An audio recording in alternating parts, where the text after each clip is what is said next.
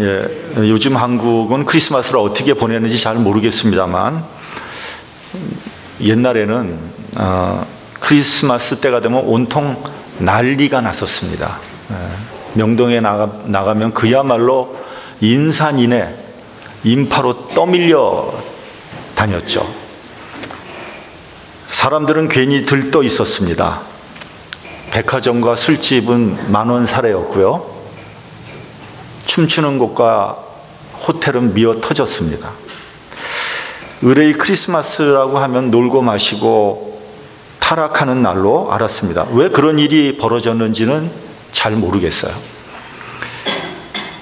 추측컨대 이거는 뭐 순전히 제 추측입니다. 그 옛날에는 이제 미군들이 한국에 많았잖아요. 근데 이제 크리스마스 하면 미국의 제일 큰 명절인데 집에는 갈 수 없고 가족은 보고 싶고 그러니까 자기네들끼리 모여서 술 마시고 놀고 뭐 춤추고 했단 말이죠. 근데 그런 것들이 그대로 한국 사회로 이렇게 전이된 게 아닌가 그런 생각을 해봤습니다. 당시에는 크리스마스 하면은 그냥 온통 온 시내가 다 크리스마스 사인이 가득했는데 크리스마스라고도 해놓고 또 여러분도 잘 아시지만 X하고 대시 마스 이렇게 썼습니다. 그렇죠? 크리스마스 카드에도 X 다시 마스라고 써놨어요. 왜 X라는 글자를 앞에 썼을까? 원래 X라는 글자는 언제 쓰는지 아세요? X? 잘 모를 때 X라고 써요. 그렇죠? 우리가 수학 문제 풀 때 모를 때 X라고 놓고 그 답을 찾는 거 아닙니까? 그렇죠? 그럼 X 다시 마스라는 건 도대체 뭡니까? 잘 모르겠다는 겁니까? 예수가 누군지 잘 모르겠다는 겁니까? 여러분도 혹시 X 다시 마스라는 거 왜 이렇게 썼을까 궁금하지 않으셨어요? 그런데 이 X라는 글자는 헬라어 알파벳의 크스라는 글자입니다.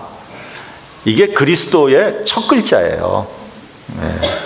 그러므로 X 다시 마스의 의미는 그리스도의 날 이런 의미가 되는 겁니다. 다시 말하면 크리스마스라는 뜻인 거죠.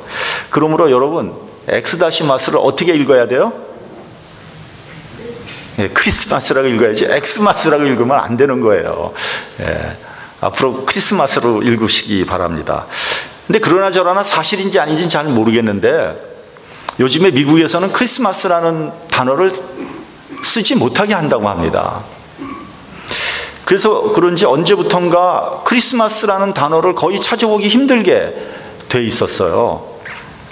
크리스마스 카드에도 메리 크리스마스라는 단어는 자취를 감추고 대신에 뭐 seasons greeting 이라든지 해피 할러데이 뭐 이런 단어를 쓰고 있습니다. 그 이유는 왜 그러냐면 기독교가 아닌 사람들이 메리 크리스마스라는 단어를 굉장히 불편하게 생각한다는 거예요.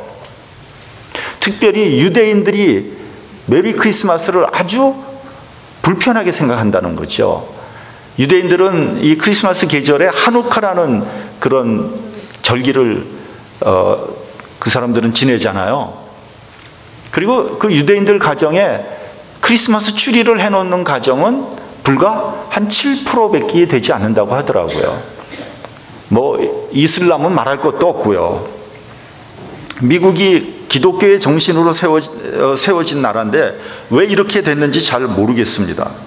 그런데 이번에 트럼프가 대통령 선거에 나오면서 자기가 뭐 대단히 독실한 기독교 신자인 양 앞으로 공공장소에서 기도하는 것은 물론이고 예배 드리는 것 또 십계명을 계시하는 것 또 크리스마스라는 단어를 다시 부활해서 쓰겠다 이렇게 얘기해서 보수적인 기독교인들의 전폭적인 지지를 받고 당선이 됐단 말이죠. 여러분 트럼프를 당선시킨 결정적인 요인이 두 가지가 있는데 그 첫 번째가 뭐냐 하면은 소위 러스트 벨트라고 해서 미 중서부를 중심으로 한 주들 미 중서부의 중심이 어딘가 일리노이죠. 원래 일리노이, 뭐 위스콘신, 미시간, 아이오와, 오하이오, 그다음에 펜실베니아까지 그 밑으로 내려오면은 인디아나, 켄터키까지 이게 과거에는 다 공장지대였거든요. 그래서 한때 이 주들이 굉장히 번영을 구가했는데 이 공장이 문을 닫으면서 공장들이 다 녹슬었다 해서 그것을 러스트 벨트라고 한단 말이죠. 근데 이 주들은 원래 민주당의 텃밭이었는데 트럼프가 다시 산업을 일으키고 공장을 세우겠다고 해서 이 백인 노동자들이 전폭적으로 지지를 보냈다는 거죠. 또 하나는 소위 바이블 벨트라는 곳이에요. 이게 중부서부터 시작해서 남부로 내려가는, 그러니까 사우스 캐롤라이나서부터 시작해서 조지아, 알칸사, 알라바마, 루지애나, 플로리다, 그리고 텍사스에 이르는 이 주들을 의미하는 그 이제 바이블 벨트라 그러거든요. 여기에는 보수적인 그리스도인들이 주로 많이 거주하는데 이 사람들이 그동안 이 민주당에서 너무 리버럴한 정책을 폈거든요. 그래서 굉장히 많이 화가 났어요. 근데 그 보수적인 기독교인들의 마음을 파고든 사람이 누구냐? 바로 이 트럼프라는 사람인 거죠.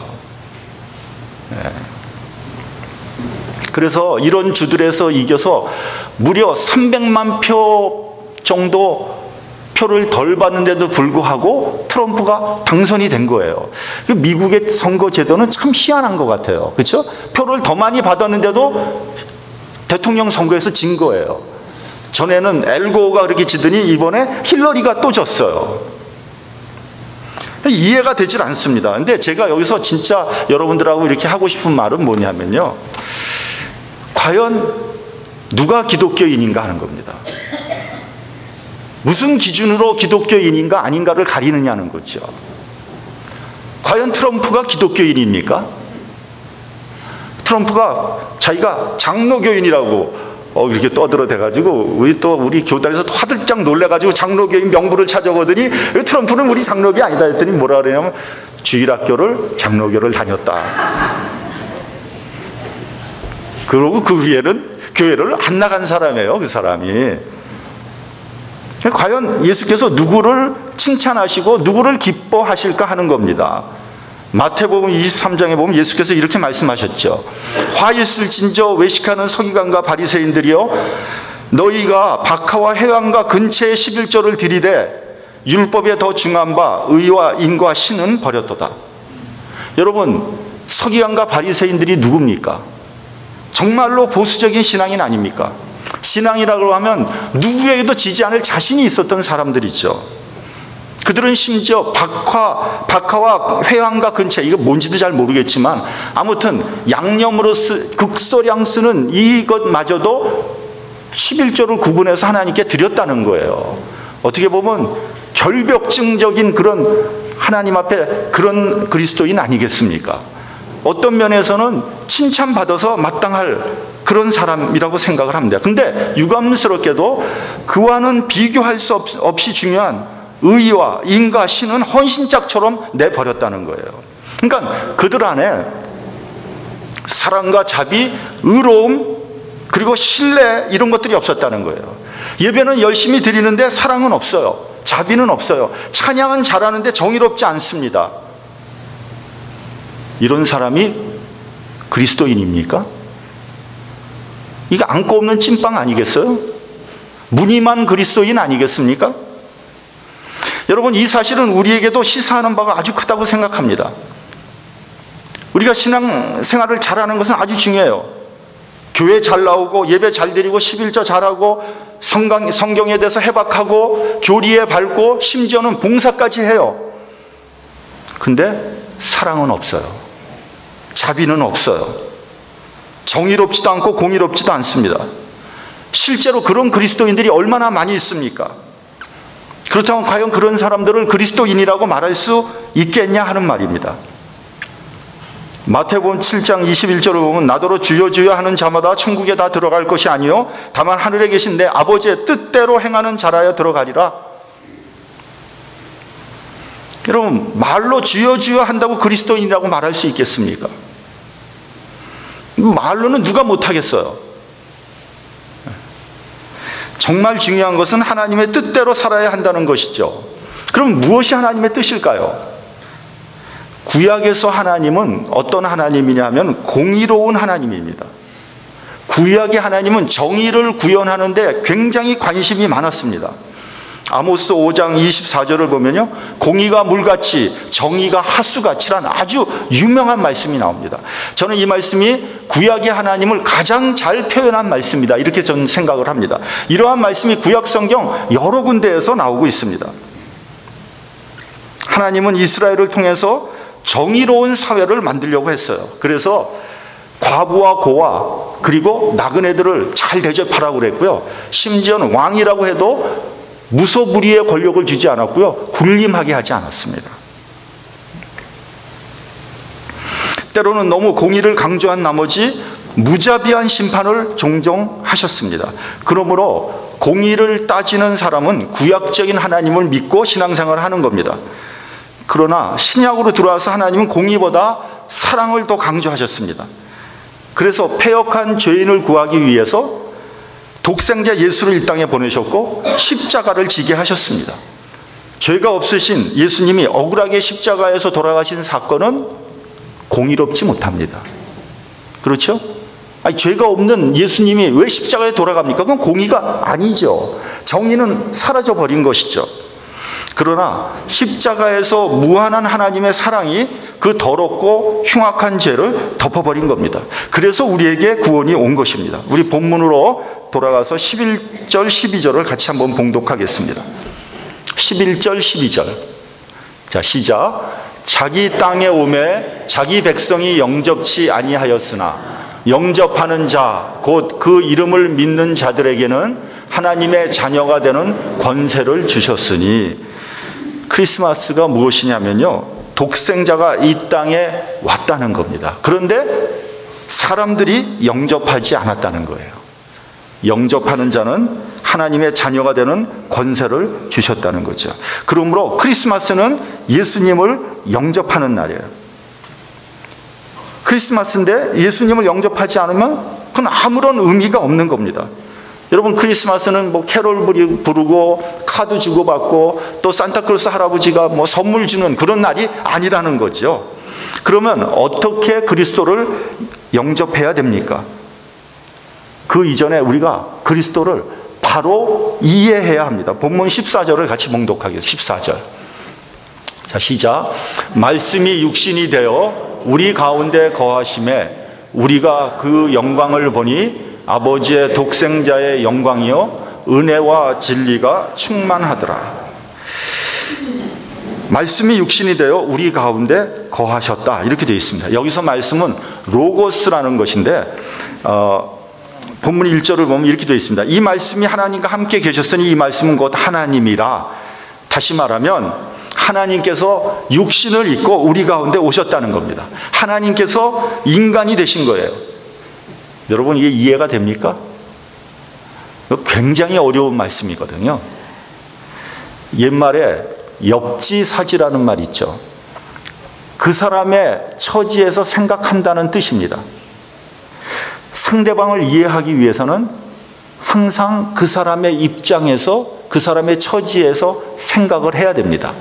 그래야지 그 사람을 더 이해할 수 있고 또 그 사람을 용서할 수 있고 사랑할 수 있는 거 아니겠습니까? 반면에 내 생각만 하는 사람을 우린 뭐라 그러냐면 이기적인 사람 혹은 어린아이와 같이 미성숙한 사람이라고 말을 합니다. 하나님은 인간의 입장을 100% 이해하기 위해서 육신을 입으신 겁니다. 그래서 인간이 얼마나 부족한 존재인지, 얼마나 연약한지, 얼마나 변하기 쉬운지, 얼마나 유혹에 약한지를 너무나 잘 알고 계십니다. 그래서 하나님은 우리를 불쌍히 여기시고 사랑하시는 거예요. 그러므로 하나님께 숨기거나 부끄러워할 필요가 없습니다. 하나님 앞에 나와서 나의 부족함을 솔직히 시인하면 되는 거예요. 그리고 내 죄를 회개하면 됩니다. 그러면 예수님이 나를 따뜻하게 안아주십니다. 그것이 주님을 영접하는 거예요. 사실은 내가 주님을 받아들이는 것이 아니라 가만히 보면 내가 주님 앞에 나가는 거죠. 그러나 많은 사람들이 주님 앞에 나가서 안기지 않습니다. 왜 그런지 아세요? 주님을 믿지 못하기 때문이에요. 주님을 믿지 못하는 이유는 예수님을 하나님으로 생각하지 않고 나와 똑같은 인간으로 생각하기 때문입니다. 나보다는 훌륭하고 존경할 만한 분이지만 그럼에도 불구하고 예수께서 나와 같은 인간이라면 굳이 나의 그 내밀한 문제, 나의 죄의 문제까지 고백할 이유가 뭐가 있겠습니까? 그리고 뭐 내 죄를 회개할 거는 더더욱 없는 거죠. 미국 그 남북 전쟁 때 뉴 웰리스라는 장군이 있었습니다.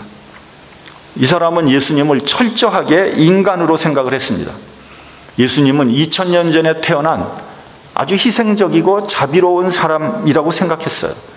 그는 예수를 존경하고 본받을 만한 사람으로 생각했지만 예수가 하나님이네 혹은 하나님의 아들이네 하고 믿는 것은 대단히 어리석은 것이라고 생각했습니다. 예수도 우리와 같은 인간이지 예수가 무슨 하나님이냐? 예수의 신성을 완전히 부인을 한 거죠. 이러한 자기 신념을 증명하기 위해서 그는 예수에 대한 책을 쓰기로 결심을 합니다. 그리고 방대한 자료를 모으기 시작합니다. 예수님께서 태어나신 것, 또 예수님께서 자란 생애, 그의 죽음에 이르기까지 그는 자료들을 모았습니다. 연구를 했습니다. 그래서 예수가 인간이라는 걸 증명하려고 한 것이죠. 그래서 글을 쓰기 시작했어요. 서문을 쓰고요. 예수는 인간이 아니다. 아니, 하나님이 아니다. 우리와 같은 인간이다. 이렇게 서문을 쓰고 글을 써내려 가면서 중간 부분부터 생각이 바뀌기 시작했습니다. 마지막에는 결국은 예수는 하나님이며 또한 하나님의 아들이라는 결론을 내리게 됐습니다. 그의 책은 초판서부터 베스트셀러가 됐고 그 당시 100만 부 이상이 팔렸다고 합니다. 그 책의 이름은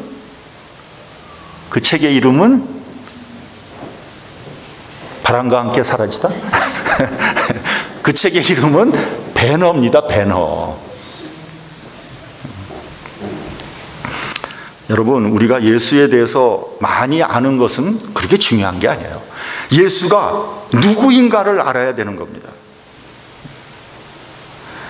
예수를 어떻게 이해하느냐가 중요한 거예요. 예수는 인간이었고 또한 하나님의 아들이었다는 사실을 믿는 것이 신앙입니다.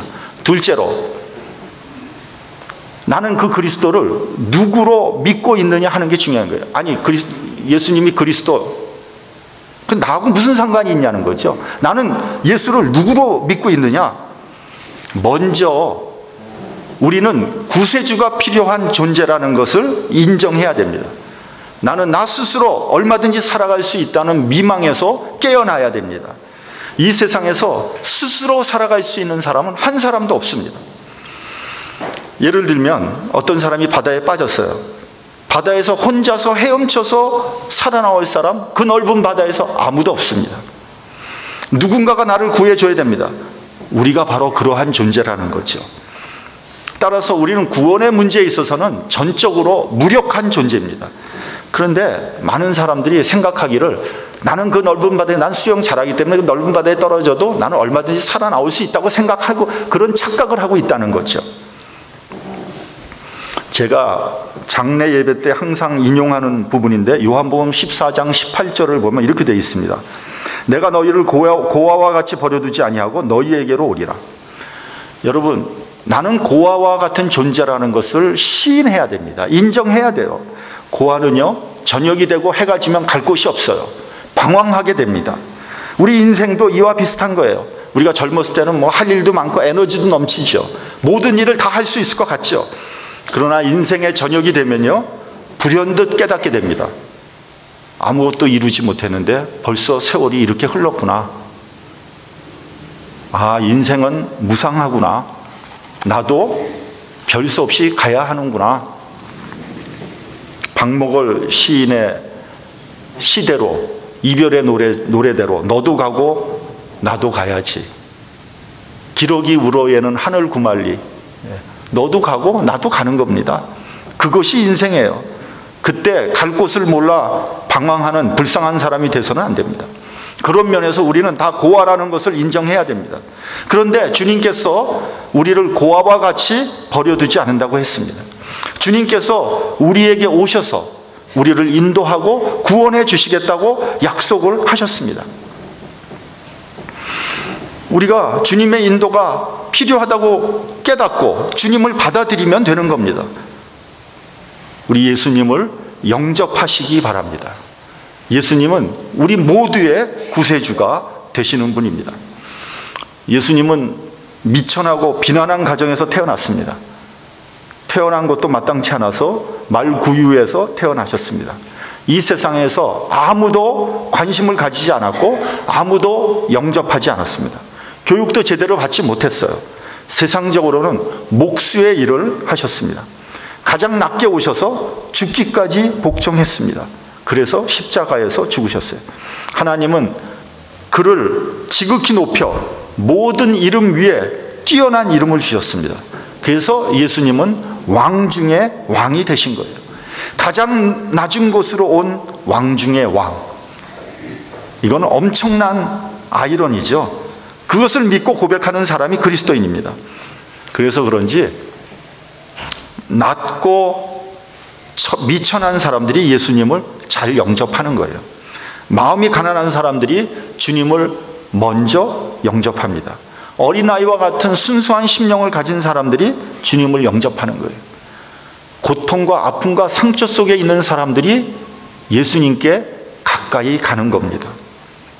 심령이 가난한 자는 복이 있나니 천국이 저희 것이라고 했습니다. 반면에 부자나 높고 귀한 사람, 교만한 사람은 주님을 영접하기 굉장히 어렵습니다. 그런 면에서 저는 세상은 공평하다고 생각을 합니다. 본문을 보면 그 영광을 보니 아버지 독생자의 영광이요 은혜와 진리가 충만하다고 말씀하셨습니다. 심령이 가난한 사람은 예수님을 통해서 하나님 아버지의 영광을 볼 수 있습니다. 주님께서 요한복음에서 나와 하나님은 아버지는 하나라고 했습니다. 예수 그리스도의 영광을 볼 때 우리에게도 은혜와 진리가 충만해지는 것입니다.